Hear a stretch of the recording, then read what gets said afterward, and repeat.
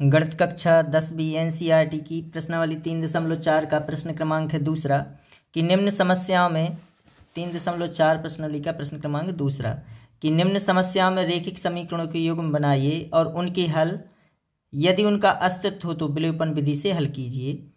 तो पहला क्वेश्चन है कि यदि हम अंश में 1 जोड़ दें तथा हर में 1 घटा दें तो भिन्न 1 में बदल जाती है। यदि हर में 1 जोड़ दें तो वह 1/2 हो जाती है। वह भिन्न क्या है? तो यदि भिन्न के अंश में 1 जोड़ दें तो अपन पहले तो माना भिन्न का अंश x और भिन्न का हर y है, इसलिए भिन्न हो जाएगी अंश बटे हर। तो अंश x और हर y, तो भिन्न हो गई x बटे y।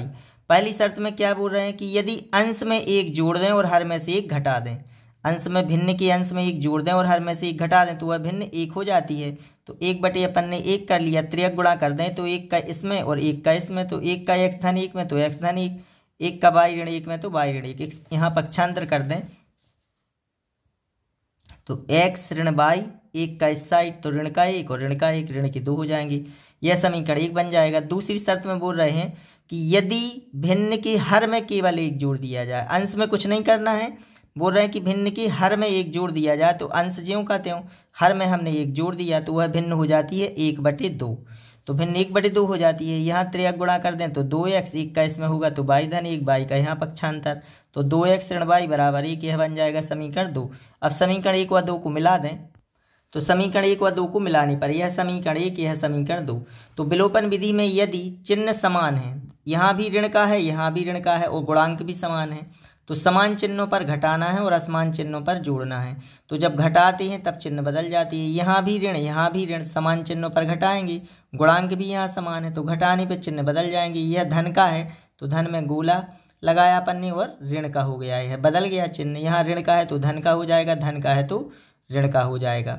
यहाँ धन लगा नहीं रहता तो पहले धन लगाना है, फिर बदल के अपन को धन का चिन्ह था तो काय का हो गया अब ऋण का।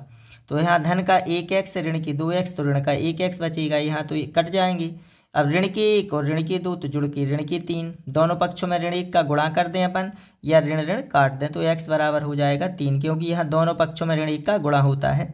तो x का मान 3 आ गया। x का मान समीकरण 1 में रखने पर तो समीकरण 1 x ऋण y बराबर ऋण 2, तो x का मान रख दिया 3, ऋण y ऋण बराबर ऋण के 2, तो ऋण का y 3 का पक्षांतर, ऋण के 2 ऋण के 3 तो ऋण के हो जाएंगे जुड़ के 5, तो y बराबर 5। इसलिए भिन्न क्या माना था अपन ने? x बटे y। तो x बटे y, x का मान 3 आ गया, y का मान 5। पहली शर्त थी जो यदि अंश में 1 जोड़ दिया जाए और हर में से 1 घटा दिया जाए, तो यहाँ जोड़ेंगे तो 4, यहाँ 1 घटाएंगे तो 4, 4/4 यानी 1 हो जाती है भिन्न। इसलिए इसका आंसर सही है, क्योंकि अंश में 1 जोड़ें और हर में से 1 घटाएं तो 1 ही आएगा, क्योंकि 4/4 बराबर 1। यह इसका आंसर हो गया। इसका दूसरा प्रश्न है कि 5 वर्ष पूर्व नूरी की आयु सोनू की आयु की 3 गुना थी। 5 वर्ष पहले, 10 वर्ष पश्चात नूरी की आयु सोनू की आयु की 2 गुनी हो जाएगी। नूरी और सोनू की आयु कितनी है? तो 5 वर्ष पहले अपन नूरी की आयु x मान लें और सोनू की आयु y मान लें। तो माना नूरी की वर्तमान आयु x वर्ष तथा सोनू की वर्तमान आयु y वर्ष है। अब यहाँ क्या दिया है कि पहली शर्त में कि 5 वर्ष पूर्व, तो 5 वर्ष पूर्व, यदि हम आज वर्तमान आयु x है तो 5 वर्ष पूर्व, इसके पहले 5 वर्ष अगर पूर्व पूछे तो 5 क्या करेंगे? घटाएंगे। तो घटाना भी दोनों में है और जोड़ना भी दोनों में। तो 5 वर्ष पूर्व नूरी की आयु x ऋण 5 वर्ष, तो 5 वर्ष पूर्व सोनू की आयु y ऋण 5 वर्ष। क्योंकि वर्तमान आयु यह है तो 5 साल पहले घटेगी तो दोनों की जुड़ेगी, तो जुड़ेगी। मान लो 5 वर्ष बाद पूछें तो सोनू की आयु भी 5 बढ़ जाएगी और नूरी की आयु भी 5 वर्ष बाद बढ़ जाएगी। तो इसी प्रकार जब 5 वर्ष पूर्व पूछ रहे तो 5 साल पहले, तो 5 वर्ष पूर्व नूरी की आयु x ऋण 5 हो जाएगी और 5 वर्ष पूर्व सोनू की आयु y ऋण 5 वर्ष थी। तो अब 5 वर्ष पहले वो बोल रहे हैं कि यदि 5 वर्ष पहले नूरी की आयु यानी x ऋण 5, सोनू की आयु यानी y ऋण 5 की 3 गुनी थी, 3 गुनी यानी 3 का गुणा। 5 वर्ष पहले नूरी की आयु सोनू की आयु की 3 गुना, तो 3 का गुणा कर दिया तो x ऋण 5, 3 का गुणा, 3y ऋण 3 5 15, तो x 3y का इस साइड पक्षांतर, ऋण 5 का इस साइड, तो ऋण की 15 धन की 5 ऋण की 10। यह समीकरण बन जाएगा पहला। दूसरी शर्त बोल रहा है कि 10 वर्ष पश्चात, 10 वर्ष पश्चात तो 10 दोनों में जोड़ दें वर्तमान में, तो 10 वर्ष पश्चात नूरी की आयु x धन 10 हो जाएगी, और 10 वर्ष पश्चात सोनू की आयु y धन 10। कभी भी कोई भी सवाल हो आयु वाले, पिता पुत्र की आयु, माता की आयु, तो हमेशा जब जोड़ें तो दोनों में और घटाएं तब भी दोनों में, क्योंकि अगर 10 वर्ष बाद पिता की आयु मान लो 50 वर्ष हो रही, तो पुत्र की भी तो 10 वर्ष बाद बढ़ेगी आयु। तो इसी प्रकार 10 वर्ष पश्चात नूरी की आयु x धन 10, तो 10 वर्ष पश्चात सोनू की आयु y धन 10, क्योंकि वर्तमान आयु इनकी x और y है। अब वो बोल रहे हैं 10 वर्ष पश्चात नूरी की आयु सोनू की आयु की 2 गुनी, 2 गुनी यानी 2 का गुणा, तो x धन 10, 10 2 का यहाँ गुणा कर दें तो 2y, 10 दूनी 20। इसका इस साइड पक्षांतर, 10 का इस साइड, तो यह पक्षांतर से समीकरण बन जाएगा। तो x ऋण 2y 10 20, 10 का इस साइड पक्षांतर, तो 10 यहाँ ऋण में हो जाएंगे, 20 ऋण 10 यानी 10। यह दूसरा समीकरण। समीकरण 1 व 2 को मिलाने पर यह पहला समीकरण, यह दूसरा। अब फिर दोनों के गुणांक, यहाँ x है यहाँ x है, यहाँ भी तो गुणांक 1 1 है, तो गुणांक समान है, चिन्ह भी समान है, यह भी धन का यह भी धन का। तो जब समान चिन्हों पर घटाते हैं और असमान चिन्हों पर जोड़ते हैं विलोपन विधि में, तो यह धन का है तो ऋण का, यह ऋण का है तो धन का हो जाएगा। यह धन का निशान लगा नहीं है, यहाँ धन लगाना है, इसमें गोला लगाकर यह चिन्ह बदलना है कि धन का है तो ऋण का हो गया। x धन का और ऋण का, यह तो कट जाएगा, धन के 2y ऋण के 3y, तो ऋण का बचेगा 1y। ऋण के 10 जुड़ के ऋण के 20 हो जाएंगे। ऋण ऋण दोनों पक्षों में ऋण 1 का गुणा कर दें, या ऋण ऋण दोनों साइड से कट गया तो y बराबर आ जाएंगे 20। या इस प्रकार भी लिख सकती हैं, दोनों पक्षों में ऋण 1 का गुणा करने पर तो y का मान 20 आया है, जो y का मान समीकरण 1 में रखने पर, तो x ऋण 3 यहाँ 3y था, y का मान यहाँ 20 रख दें बराबर ऋण के 10, 20 या 60 बराबर ऋण 10, 60 का कर दें पक्षांतर, तो ये ऋण के 60 है, इस साइड जाएंगे धन की हो जाएंगे, 60 में से 10 घट जाएंगे तो 50, x का मान 50 अतः नूरी की वर्तमान आयु 50 वर्ष और सोनू की वर्तमान आयु 20 वर्ष है। तो यहाँ पहली शर्त में बोल रहा है कि 5 वर्ष पूर्व, तो 5 वर्ष पूर्व नूरी थी कितने की, आज वर्तमान में 50 की है, तो 5 साल पहले 45 की, और सोनू कितना था 5 वर्ष पहले 15 का, क्योंकि आज 20 का है, तो 5 वर्ष पूर्व कितने का था यह 15, तो 15 थी 45। बोल रहे थे कि पहली शर्त में कि नूरी की आयु 5 वर्ष पूर्व नूरी की आयु सोनू की आयु की तिगुनी थी, तो 15 थी 45। 10 वर्ष पश्चात दुगनी हो जाएगी, क्योंकि नूरी हो जाएगी 60 वर्ष की, यह हो जाएगा सोनू 30 वर्ष का, तो 30 दूनी 60 दुगनी हो जाएगी, यह दूसरी शर्त है, तो यह इसकी आंसर है। इसका तीसरा प्रश्न है कि दो अंकों की संख्या के अंकों का योग 9 है, इस संख्या का 9 गुना संख्या के अंकों को पलटने से बनी संख्या का 2 गुना है, वह संख्या ज्ञात कीजिए। 2 अंकों की संख्या के अंकों का योग 9 है, यानी एक अपन इकाई का अंक x और दहाई का अगर हम y माने, या x और y अंक इकाई और दहाई के अंक मान लें, तो उन दोनों का योग 9, एक तो समीकरण इसी से बन जाएगा। इस संख्या का 9 गुना, यानी संख्या का सूत्र होता है 10 गुणित दहाई का अंक धन इकाई का अंक, यह संख्या है। संख्या का 9 गुना संख्या के अंकों को पलटने से बनी संख्या का 2 गुना है, वह संख्या ज्ञात कीजिए। तो माना 2 अंकों वाली संख्या में दहाई का अंक x और इकाई का अंक y है। 2 अंकों वाली संख्या में दहाई का अंक क्या मान लिया हमने, x, और इकाई का अंक माना है y। तो पहली शर्त बोल रहे हैं कि अंकों का योग 9 है, तो x धन y बराबर 9। 2 अंकों की संख्या के अंकों का योग कितना है, 9, यह पहली शर्त बन गई। अब 2 अंकों की संख्या दूसरी शर्त के लिए, 2 अंकों की संख्या होती है 10 गुणित दहाई का अंक धन इकाई का अंक, तो 10 गुणित दहाई का अंक माना है हमने x और इकाई का अंक y, यह 2 अंकों की संख्या हो गई। अंकों को पलटने से बनी संख्या, इकाई का अंक आगे आ जाएगा, दहाई का पीछे हो जाएगा, तो यह बन जाएगी 10y धन x। 10 गुणित यहाँ हो जाएगा इकाई का अंक, यहाँ हो जाएगा दहाई का, तो पलटने से बनी संख्या बन जाएगी 10y धन x। तो अंकों को पलटने से बनी संख्या 10y धन x। अब वो बोल रहे हैं 2 अंकों की संख्या के अंकों का 9 गुना, 2 अंकों की संख्या का 9 गुना, सो यह 9 10x धन y। अंकों को पलटने से बनी संख्या की दुगनी के बराबर है, तो अंकों को पलटने से बनी संख्या 10y धन x है, इसके 2 गुने के बराबर है।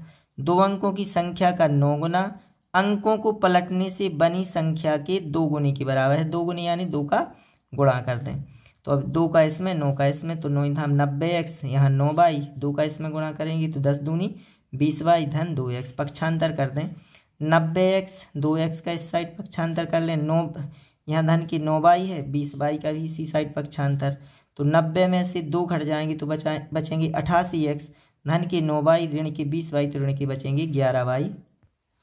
तो यहाँ आ जाएंगे 88x ऋण 11 बाई बराबर 0। पूरे समीकरण में 11 से भाग दे दें, तो पूरे समीकरण में 11 से भाग देने पर 11 8 88, 11 एकम 11, यहाँ 1 बाई बचेगा बराबर 0।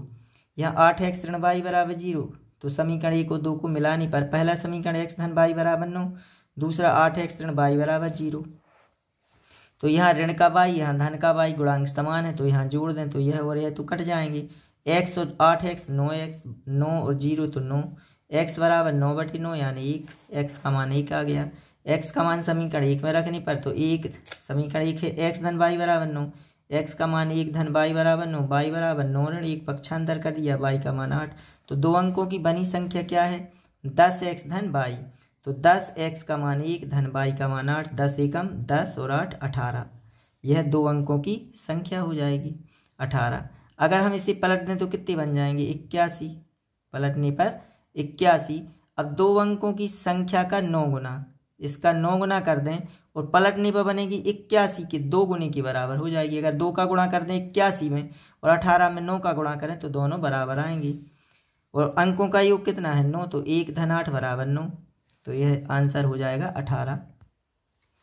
इसका अगला क्वेश्चन है चौथा कि मीना 2000 निकालने के लिए एक बैंक गई। उसने खजांची से ₹50 तथा ₹100 के नोट देने को कहा। मीना ने कुल 25 नोट प्राप्त किए, यानी 50 और 100 के कितने नोट प्राप्त किए हैं 25। ज्ञात कीजिए कि उसने ₹50 और ₹100 के कितने कितने नोट प्राप्त किए। तो माना ₹50 के नोटों की संख्या x है तथा ₹100 के नोटों की संख्या y है। अब उसने कुल कितने नोट प्राप्त किए हैं 25। तो फर्स्ट शर्त में हो जाएगा कि x धन y बराबर 25, क्योंकि 50 और 100 के नोटों की संख्या कुल 25 है, यह पहला समीकरण। दूसरी शर्त में उसने कुल कितने नोट प्राप्त किए हैं 2000 रुपये के, तो 50 रुपये के x नोट प्राप्त किए धन 100 रुपये के y नोट प्राप्त किए, लेकिन कुल तो उसने 2000 नोट प्राप्त किए हैं, कुल 2000 रुपये हैं उन। तो 50x धन 100y बराबर 2000। पूरे समीकरण में 50 से भाग दे दें तो यहाँ x आ जाएगा, यहाँ 50 दूनी 100, 2y बराबर यहाँ 50 का भाग देंगे तो 40। यह समीकरण दूसरा। यह समीकरण 1, यह समीकरण 2, दोनों को मिला दें तो समीकरण 1 व 2 को मिलाने पर x धन y बराबर 25, x धन 2y बराबर 40। अब यहाँ x है, यहाँ एक समान चिन्ह है तो घटाने पर चिन्ह बदल जाएंगे। धन का है तो ऋण का, धन का है तो ऋण का, धन का है तो ऋण का, यह तो कट जाएंगे। धन का x धन की ऋण की हो जाएंगे 2y, तो ऋण का 1y। ऋण के 40 धन के 25 तो ऋण के 15, दोनों से ऋण कट जाएगा तो y बराबर 15। y का मान समीकरण 1 में रखने पर तो x धन y का मान 15 बराबर 25, 15 का पक्षांतर कर दें, x का मान 10। अतः ₹50 के नोटों की संख्या x मानी थी तो जो आ गए 10, और ₹100 के नोटों की संख्या y यानी 15। तो 15 100 रुपये के नोट हैं यानी 1500, और 10 नोट हैं 50 के, तो 500 रुपये हो गए, और 1500 ये 2000 रुपये हो गए। और नोटों की कुल संख्या कितनी है 25, तो 10 और 15 25 हो गई। यह इनके आंसर हो जाएंगे। किराए पर पुस्तकें देने वाली किसी पुस्तकालय का प्रथम 3 दिनों तक एक नियत किराया है तथा उसके बाद प्रत्येक अतिरिक्त दिन का अलग से किराया है। सरिता ने 7 दिनों तक एक पुस्तक रखने के लिए ₹27 अदा किए, जबकि सुशी ने एक पुस्तक 5 दिनों तक रखने के लिए 21 रुपये अदा किए। नियत किराया तथा प्रत्येक अतिरिक्त दिन का किराया ज्ञात कीजिए। 3 दिन का नियत किराया अपन x मान लें और अतिरिक्त दिन का किराया y। तो माना पुस्तकालय में 3 दिन का नियत किराया है ₹x। यदि कोई व्यक्ति 3 दिनों तक पुस्तक रखता है तो उसे x रुपये लगेंगे, लेकिन एक दिन भी चौथे दिन उसे अलग से किराया लगेगा, क्योंकि 3 दिन का नियत किराया है, उसके बाद प्रत्येक दिन का अलग से किराया लिया जाएगा तथा प्रत्येक अतिरिक्त दिन का किराया ₹22 है। तो पहली शर्त क्या है कि सरिता द्वारा 7 दिन का किराया है 21 रुपये, 27 रुपये है। 7 दिन का किराया कितना है 27 रुपये। तो 3 दिन का नियत किराया जुड़ा कहलाया इसमें, और 4 दिन का अतिरिक्त किराया लगा है, तब मिलके कुल कितनी रुपये लगी उसे 27, क्योंकि 3 दिन का नियत किराया है और 4 दिन उसने पुस्तक अतिरिक्त समय के लिए ली है, तो 4 दिन का अतिरिक्त किराया, कुल उसे कितनी रुपये देनी पड़ी 27। तो 3 दिन का नियत किराया x है और 4 दिन का, 1 दिन का ₹22, तो 4 दिन का 4y, कुल रुपये लग गए उसको 27। यह पहली शर्त हो गई। दूसरी शर्त में सुशी द्वारा 5 दिन का किराया 21 रुपये है, तो 5 दिन किस प्रकार उसे 3 दिन का नियत किराया लगा होगा और 2 दिन का अतिरिक्त किराया, कुल उसे 21 रुपये लगे। तो 3 दिन का नियत किराया तो x है, 3 दिन के लिए नियत किराया है यानी वो x रुपये, और 2 दिन का अतिरिक्त यानी 1 दिन का y, तो 2 दिन का 2y बराबर 21। यह समीकरण 2। समीकरण 1 व 2 को मिला दें तो पहला समीकरण x धन 4y बराबर 27, दूसरा है x धन 2y बराबर 21। दोनों यहाँ x एक समान है तो समान चिन्हों पर घटा देंगे। यहाँ घटाने पर चिन्ह बदल जाएंगे, धन का है तो ऋण का, धन का है तो ऋण का, धन का है तो ऋण का। यह और यह कट जाएंगे, 4y में से 2y घट जाएंगे 2y, 27 में से 21 घट जाएंगे 6, तो 2y बराबर 6, तो y बराबर 6/2 यानी 3। तो y का मान समीकरण 1 में रखने पर तो x धन 4y था, यहाँ y का मान 3 रख दिया बराबर 27, 4 3 12 बराबर 27, 12 का पक्षांतर तो x बराबर 27 ऋण 12 यानी 15, x बराबर 15 रुपये। तो 3 दिन का नियत किराया रुपये x बराबर 15 रुपये, और प्रत्येक अतिरिक्त दिन का किराया लग रहा है y यानी 3 रुपये। तो अगर कोई 7 दिन के लिए पुस्तक लेगा तो 3 दिन का नियत किराया 15 और 4 दिन का 12, 3 चूँकि 12 और 15 27 रुपये लगेंगे। कोई 5 दिन के लिए जब पुस्तक ली सुशी ने तो 3 दिन का तो नियत किराया 15 लगना था उसे, और 2 दिन के उसे 6 रुपये और लग गए यानी 21 रुपये। तो यह इसके आंसर हो जाएंगे